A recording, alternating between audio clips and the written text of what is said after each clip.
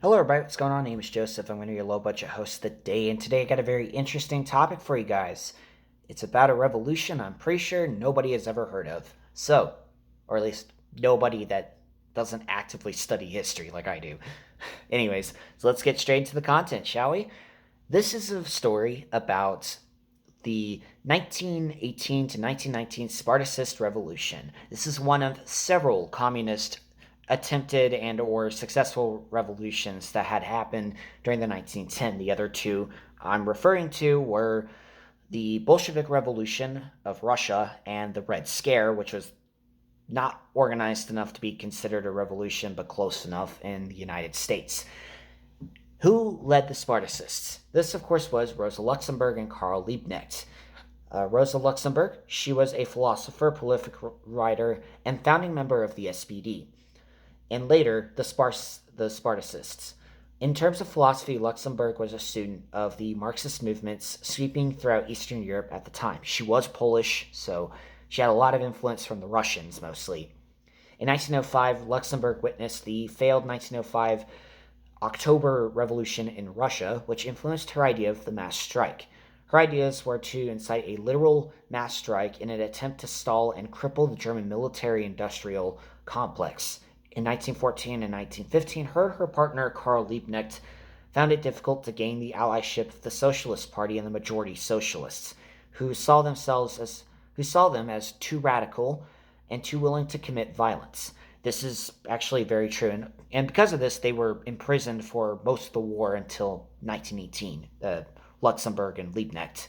Now, what is interesting about Rosa Luxemburg's idea of the mass strike is it's the polar opposite of what Germany had going at the time. So, at the time, Germany had mass mobilized their entire populace to fight in World War One. The purpose of this, of course, was to rescue the outdated and ailing economy which Germany had built up prior to World War One. It's actually one of the reasons why they purposely flubbed negotiations with Britain and France during the July crisis. Is they needed a reason to unite their country, and they figured the best way to do that was to have a war where their entire industrial machine was dedicated to said war.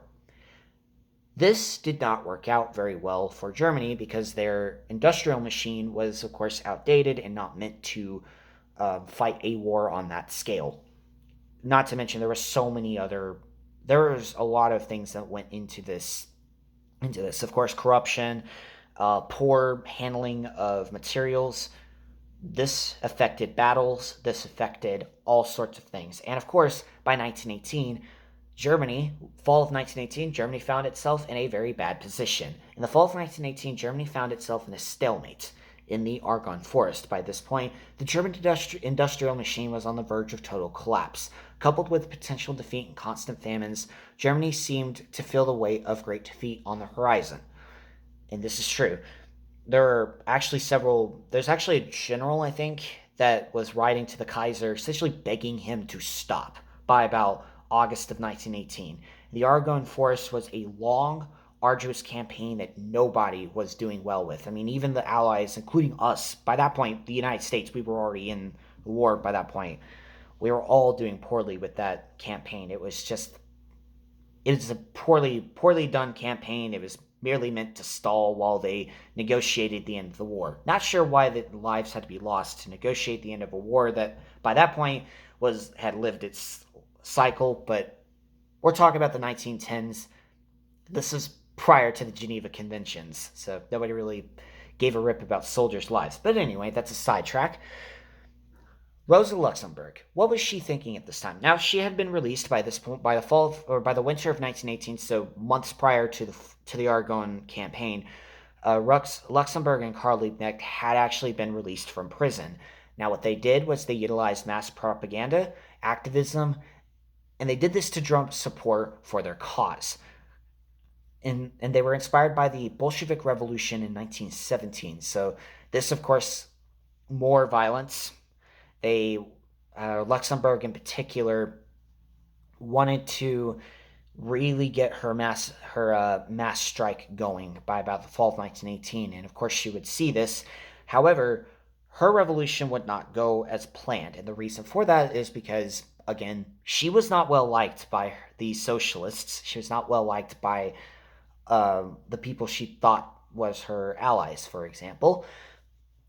There was a debate that happened in the first few months of the German Revolution. So, according to Eric Weitz, in the first months of the German Revolution, the major debate revolved around the character and political system, that is, whether Germany should become a parliamentary democracy with the election of a constitutional assembly as the first step, or a council republic, a political system built upon the workers' and soldiers' councils. Luxemburg, with an transient language designed to override and exclude any opposing voices, sharply sketched out her opposition to a parliamentary system and to the politics of majority rule. So another fun fact about Luxemburg, she was not a fan of democracy. She actively despised it.